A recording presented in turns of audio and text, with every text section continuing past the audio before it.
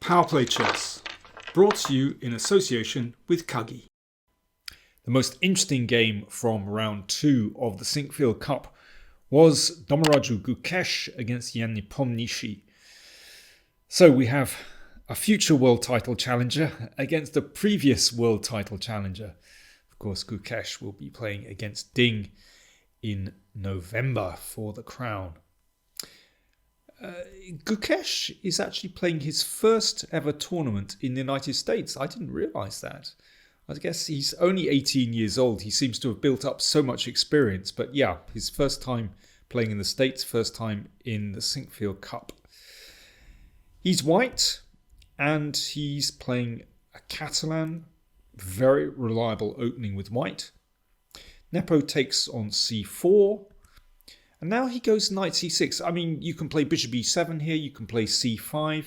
Knight c6, another of the main lines. So black's idea is to play rook to b8. And then b5 to support that pawn. So Gukesh plays queen a4 to recover that pawn immediately. And this is very well-known variation, actually. The main line here for white is to take on b4, but Gukesh plays castles very quickly. So this is less usual. I mean, knight d2, knight b takes d2 has been played here before. Knight f takes d2. This is a really unusual continuation. And it works out very well. So it's all about recovering that pawn on c4 without any complications. Now, there's a threat of knight takes d4, so the pawn on d4 gets covered. Black's big problem in the Catalan is what to do about that bishop on c8. In many variations, it comes out to the long diagonal to b7. Here, that's simply not possible. But the other way is to break with e5, and that lets the bishop out on this diagonal. So now there's pressure on the center, but queen b5 hits the knight on d5. And bishop e6 is also a decent option here, but Nepo plays knight f6, takes on e5. And a6 pushes the queen away so that black can recapture on e5. Now, you can see I've highlighted the pawn structures here. So this is such a typical structure. White has 4 pawns on the king side and 2 on the queen side. And black has 3-3. So this 4-2, 3-3 pawn structures is so common. And basically, pawn structure determines strategy. So, I mean, actually, we saw this in the game Ding against Gukesh in the first round, where Ding also had a 4-3 majority on the king side. And basically, if you can get these F and E pawns rolling down the board, pushing away black's pieces, that can be very powerful indeed. In the meantime, black somehow needs to get this queenside majority going, but it's not so easy, particularly when there's that beautiful bishop striking across the board. So Nepo's next move is really essential, c6. But it isn't easy to get these 3 pawns rolling. Knight c3, a5. Well, he's trying to get these pawns going. But in the meantime, Gukesh is setting up very nicely in the middle. Now h3. That's really an essential move if you want to push the E and F pawns forward. Because if you don't play that, then black is always going to have access to that square, and that can be a very useful counterattack with either knight or bishop. So h3 is a really important move actually in these kind of positions. Bishop e6. And you can see that Nepo is developing very, very soundly and coordinating very well. So if white wants to get any kind of advantage in this position, it's essential that these kingside pawns are advanced. F4. Now, there is a danger if the knight falls back that black is just going to lose material, for example, with F5. So knight C4 is an important move to exchange pieces, and that just relieves some of the pressure. You can see that. So now the queen attacks the pawn, the rook is attacked, so rook E1 necessary. And Nepo decides, well, he's going to go for it with B5. And he needs counterplay here, because if black hesitates, then E4, E5 will come, pushing away the knight, gaining space in the center. It's possible also to bring a knight into D6 after that pawn gets to E5. That's the big plan. And Nepo needs to find counterplay rapidly. And that's why B5 was played. So he needs to advance on the queen side to distract white from the center.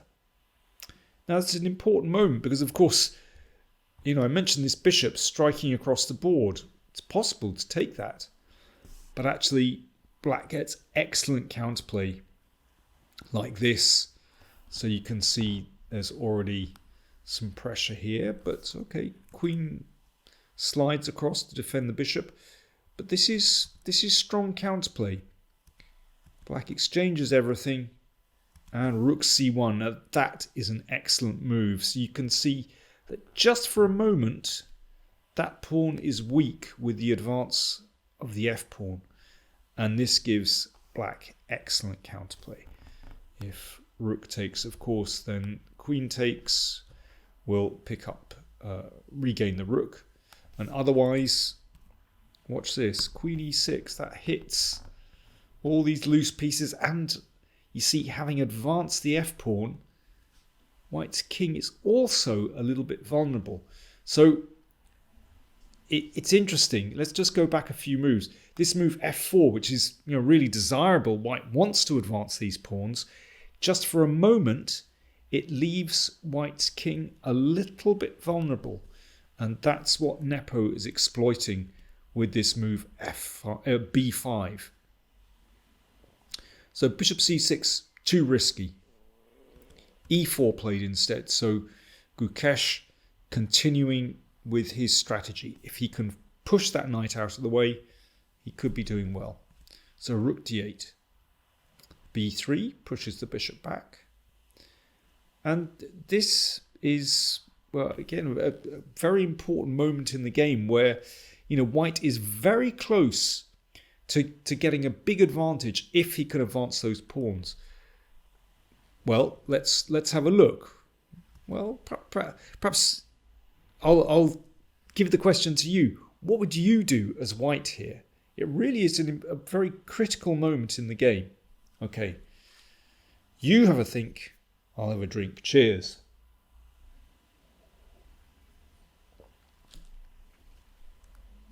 Well, the big question is, can white advance these pawns? e5, is this any good? But actually, no.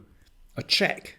See, again, if you're advancing these pawns, particularly the f pawn, then the king is a little bit weaker. And then b4, and black exploits this pin and has sufficient counterplay. Not good. Okay, what about f5? Again, queen c5 check. The bishop drops back to c8. So the rooks are coordinated. That's why the black rook came into the middle.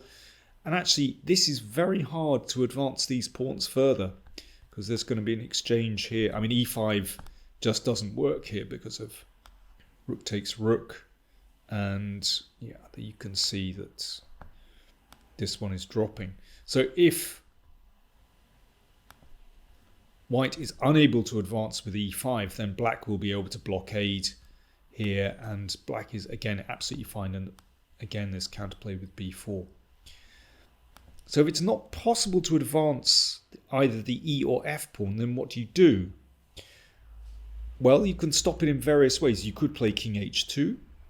Rook C1 is the move that my computer likes. Seems counterintuitive to take the rook away from the open file, but seems reasonable. And Queen F2 is the move that Gukesh played to cover the king, preventing Queen C5 as well. But Queen B4, Nepo's trying to get counterplay, activating the queen, hitting the knight. So Queen E3. And then an exchange on D1 and Rook E8. Again, a really important moment in the game where Gukesh has to decide, okay, what is he going to do? Is he going to advance the E pawn? Is he going to do something else? Of course, with the rook on E8, there's pin potential here. If F5, then that can be taken because of the pin. Now Gukesh decided to play G4. Okay, what about E5? This is absolutely critical. It also opens up the bishop's diagonal to C6. So knight D7, bishop takes C6 is already just winning for white. What would black play? Well, black would have to play knight D5. This must have been very tempting for Gukesh, because he just wins a pawn here. White is a clear pawn up. But black does have counterplay. I suspect that Gukesh looked at this and thought black's drawing chances are too great. But still, I mean, black would have to still work to draw this position. You know, notoriously, rook and pawn endgames are all drawn, even if you're a pawn down. Black can exchange a lot of pawns, but still white has something there. But Gukesh was more ambitious. He wanted to keep more pawns on the board, more tension. So I think, you know, that's it shows how optimistic, how ambitious he is as a player. He's not afraid of of Nepo's reputation. G4 played. H6. Now, good move, because not only does that slow down white's pawn advance, but it solves the back rank issue. Queen D4. Exchange of queens. So that means that white's king's a little bit safer with the exchange of queens. But, and still, you know, the rook could come to D6, and still there's E5 potentially coming. So this is very dangerous for black, but Nepo plays very well. He needs to advance this queenside pawn majority and exchange pawns. That will get him closer to a draw. So an exchange on C4 and finally E5. But both sides have achieved something over those past few moves. Nepo has exchanged pawns and is closer to, you know, realizing a passed pawn on the queen side, but Gukesh has advanced in the middle. Now, if that knight drops back, then this is winning for white. I mean, this is incredibly strong. The knight is completely sidelined. White has won a pawn because of if bishop takes knight, rook b2, pin and win. So after e5, b4 played. This is very interesting. So pawn takes c3, absolutely no problem for black. So the knight moves. Bishop b5. So that knight is getting pushed to a worse square before Nepo deals with a threat here. Knight c5. Rook c8, still pushing that knight. If pawn takes, then rook takes is still okay for black, actually. Knight b7. And finally, that knight moves. Gukesh now plays king f2. Nepo moving very, very quickly throughout the game. And that put a bit of pressure on Gukesh. Oh, I should mention that the time control isn't, as I stated yesterday, it's actually 120 minutes for both players and 30 seconds increment per move, as I understand it. If I've got that wrong, I'm sure someone will correct me. So 2 hours total for the game plus 30 seconds per move. So Gukesh played king f2. The computer prefers knight d6, but this is still really tricky.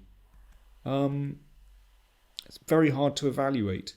So after this, bishop d5, but knight c5 gives counterplay, but apparently this is better for white, but it is very, very tricky indeed. Very difficult to calculate. And so on. Well, this one is definitely good for white. But, I mean, there are lots of different variations. But, yeah, knight d6, a really tricky move to calculate, apparently is the best move. But Gukesh plays king f2, which looks very sound to me. It's a human move. The problem is after rook c3, that rook comes to an excellent square, controlling the third rank. And also kind of exposes, why it's sometimes problematic to advance these pawns. Of course, white achieves a great deal with these pawn advances, but there's a lot of space behind which this rook exploits, cutting off the king. If knight takes a5, then g5, just for a moment, white pieces, that knight on the edge of the board is not playing its part in the middle, and g5 just kind of destabilizes white's position. You can get at that pawn. So, after rook c3, knight d6 played. Still looks very impressive. So Gukesh centralizes the knight. Bishop c6. In fact, the computer frowns on this move, played very quickly by Nepo. Bishop a6 is preferred, and after bishop d5, slightly different to the other position, because the king is worse, and this knight is going to come on d3 and get that, because it's with tempo, that gives black excellent counterplay. So bishop a6, better move, but bishop c6 played by Nepo. And it looks like white has a chance. So if king takes, excuse me, then rook takes d7 check, so white has won a pawn in the endgame. But knight c5 played, knight d6, a4. So, Nepo's counterplay that started way back with the pawn advance b5, well, it's coming good. Even though he's lost a pawn, obviously this looks pretty menacing. King e3, b3, so it's serious counterplay now. Knight back to e4. Even exchanging on e4 should be good enough for black to draw, but Nepo plays with knight a4. He wants to push that pawn through. Rook goes behind the pawn. That's where rooks should be when defending against an advanced passed pawn. But yeah, this is pretty serious with the pawn just one step from queening. The knight comes back. Rook b6, forcing an exchange of rooks. And although white's position looks very, very impressive, it's not enough to win.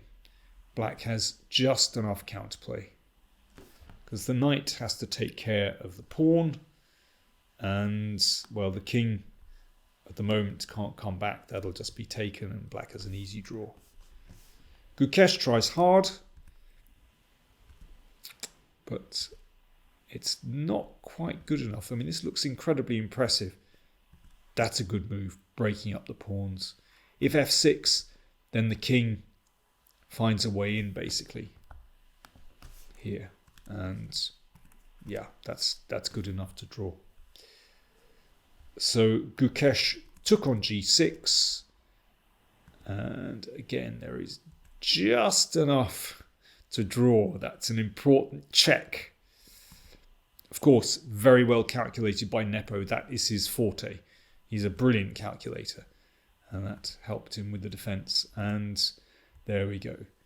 He succeeded in eliminating all of White's pawns. So that's a draw. Really intriguing battle. And it hinged on some key moments.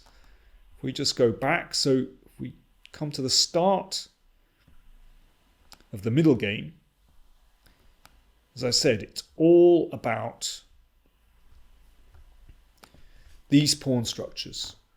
4 and 2 against 3-3. And can White advance in the middle before Black gets queenside counterplay going? Well, this was definitely better for Gukesh. And it hinged on a few key moments. So, you know, this was a key moment when g4 was played. He could have played e5.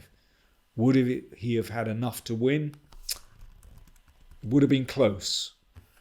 But Gukesh decided on g4. And then, you know, later there were perhaps chances to improve on his play. But, I mean, Gukesh came very close. All the games in round 2 in the Sinquefield Cup were drawn. Most fizzled out pretty tamely, actually. This was definitely the most interesting game. Ding's game was very interesting, actually. Let's get to this position. I'll just show you very quickly what happened. So Ding was black, Giri white. And in this position, Ding played h4. Ding sacked his queen. But this was just enough, basically, to force a draw. The knight threatens the queen. And now it's just a draw by repetition. There we go. That was good fun. I wonder if that was all home preparation. Might have been, actually. Who knows? Anyway, after 2 rounds, there's been just one decisive game. Alireza Firuzja leads the field with 1.5. But, well, I'll report back and let you know what's happening after round 3. Thanks for watching.